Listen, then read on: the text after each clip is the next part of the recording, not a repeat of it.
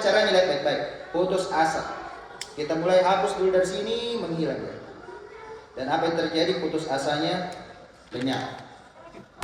Perhatikan baik, karena ini sulap. Di sini ada tulisan dosa-dosa manusia. Dimulai dari dosa ada munafik, makruh, dosa kecil, dosa besar, syirik, putus asa. Ini bagian gambaran besar dari dosa-dosa. Detailnya lebih banyak. Kalau dosa besar itu banyak sekali, yakni di mana durhaka sama orang tua, kita mencuri, kita berjudi, minum alkohol, itu semua adalah dosa-dosa besar. Dan masih banyak contoh-contoh lainnya. Belum lagi dosa kecil, banyak juga. Nah, tapi di antara semua dosa-dosa ini kita harus yakini bahwa Allah itu tidak menuduh kita sebagai pendosa, tetapi memanggil kita dengan panggilan sayang. Wahai hamba-hambaku yang melampaui batas. Ternyata Allah sangat sayang sama kita. Sebesar apapun dosa kita, walaupun sebesar gunung, maka ampunan Allah juga datang dengan sebesar gunung. Jangan pernah kita berputus asa, karena dosa terbesar ternyata bukan dosa besar, bukan munafik, bukan syirik. Di sini ada namanya putus asa. Kenapa putus asa menjadi ranking tertinggi yang paling dibenci oleh Allah Subhanahu wa taala? Bahkan Allah mengatakan kalau perlu cari kebutuhan yang lain kalau pesimis kok. Kalau kita pesimis dalam hidup, itu pesimis, penyakit si miskin. Kalau optimis, obat paten anti miskin. Orang yang pesimis itu Allah langsung suruh cari kebutuhan yang lain selain dari itu. Kenapa? Karena putus asa itu seperti orang ateis. Ateisnya ateis kecil. Karena dia tidak meyakini pertolongan Allah Subhanahu wa taala. Beda kalau orang syirik. Orang berbuat syirik dia tetap menyembah Allah, tapi dia pakai bantuan lain. Dia pakai berhala, dia pakai batu-batuan, dia pakai jimat-jimat. Naudzubillah. Sedangkan putus asa tidak ada bantuan Tuhannya. Sampai akhirnya banyak bunuh diri, sampai ajak keluarganya, naudzubillah, itu bahaya sekali. Itu walaupun dia misalnya punya agama lain selain Islam, kalau dia putus asa bunuh diri juga. Makanya jangan heran banyak negara-negara itu menyiapkan bangunan bahkan gunung tempat untuk bunuh diri saja.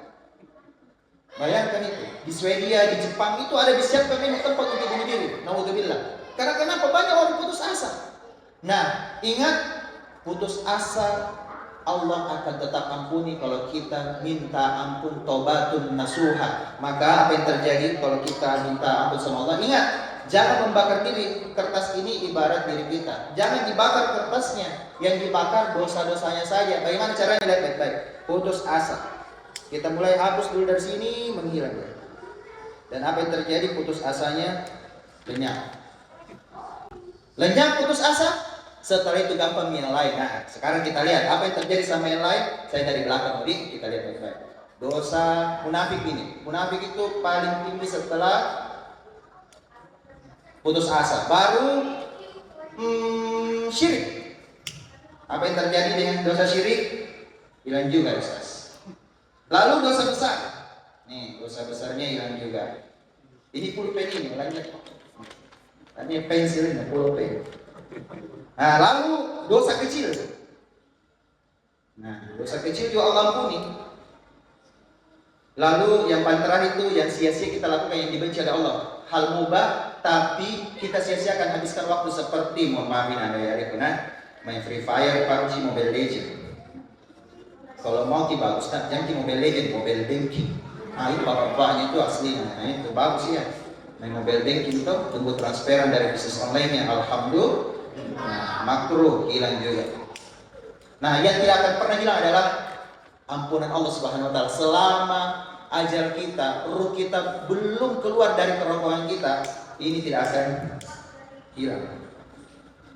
Tidak akan lenyap. Dibakar bagaimanapun, dia tidak akan hilang. Dari belakang, dari depan, Allah Maha Pengampun.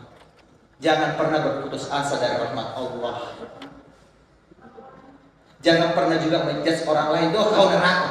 Jangan juga. Karena Allah bisa saja malam hari ini orang yang kita tuduh masuk neraka, dia meneteskan air matanya di malam hari, taubatun nasuha kepada Allah Subhanahu wa taala. Dia sholat. Seluruh dosanya diampuni, sedangkan kita masih berprasangka buruk sama saudara kita. Lalu apa yang terjadi? Ingat, ada dosa yang tidak diampuni oleh Allah, harus langsung minta maaf sama orangnya, yakni terkait dengan hak-hak orang lain. Allah ampuni di semua dosa, Tetapi kalau kita misalnya ambil sandalnya orang, pernah kita tukar secara sengaja karena khilaf, sandal di masjid apalagi, karena kita ambil yang lebih baik, simpan yang lebih buruk, maksudnya yang buruk itu punya kita, itu harus segera dikembalikan, bahaya. Harus cari tahu di mana itu yang punya. Maka waspada, jangan sampai tertukar sandalnya. Alhamdulillah kalau yang tertukar lebih buruk yang kita dapat, seperti saya contoh. Ada orang yang tukar sandalku, mirip sandalnya, tapi dia dapat sandalku yang lebih buruk. Sandalku sudah ada lecet-lecetnya, bekas-bekas cat, tumpah-tumpah, dan itu terjadi di Masjid Bulukumba. Saya tunggu 30 menit, tidak datang-datang. Bingung mainnya bagaimana, mau pulang, mau balik ke Makassar. Dan saya minta izin sama pengurus masjid, tapi ini capek mah tunggu ini. Karena ini sandal mirip, tapi bukan ini sandalku. Lecet, ini bagus sekali, baru sandal kulit. Nah akhirnya apa bilang itu pengurus masjid, begini Pak, kami yang bertanggung jawab. Kalau ada yang cari, pokoknya beres itu, jalan bikin. Alhamdulillah saya dapat yang lebih baik, atau aman di saya. Beda kalau yang sengaja cari sandal yang lebih baik, bukan.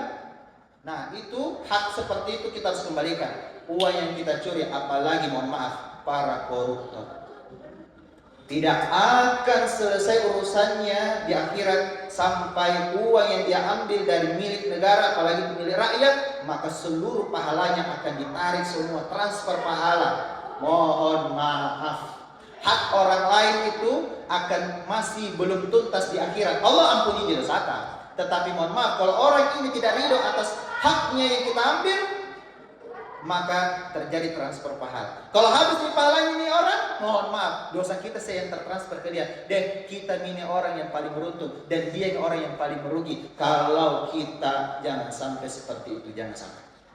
Mudah-mudahan kita semua mendapatkan ampunan Allah Subhanahu wa taala. Di bulan suci Ramadan inilah kesempatan kita mengumpulkan pahala sebanyak-banyaknya, dan jangan sampai merugi gara-gara suka cerita orang lain, apalagi dengki sama orang lain, apalagi kita cemburu karena nikmat Allah yang diberikannya kepada sesama kita. Jangan sampai. Na'udzubillah, tsumma na'udzubillah min dzalik. Mudah-mudahan kita semua mendapati diri kita masuk ke dalam jannah bersama-sama, karena surga itu amat luas. Tidak cukup hanya sendiri saja kita masuk. Semuanya muat kok. Tidak ada yang tidak mungkin. Allah Subhanahu wa taala memberikan kita ampunan yang luas, dan kita bisa bersama-sama masuk ke dalam jannahnya. Sekian dan demikian. Mohon maaf jika ada kekurangan, jika ada kelebihan, semua datangnya dari Allah Rahman.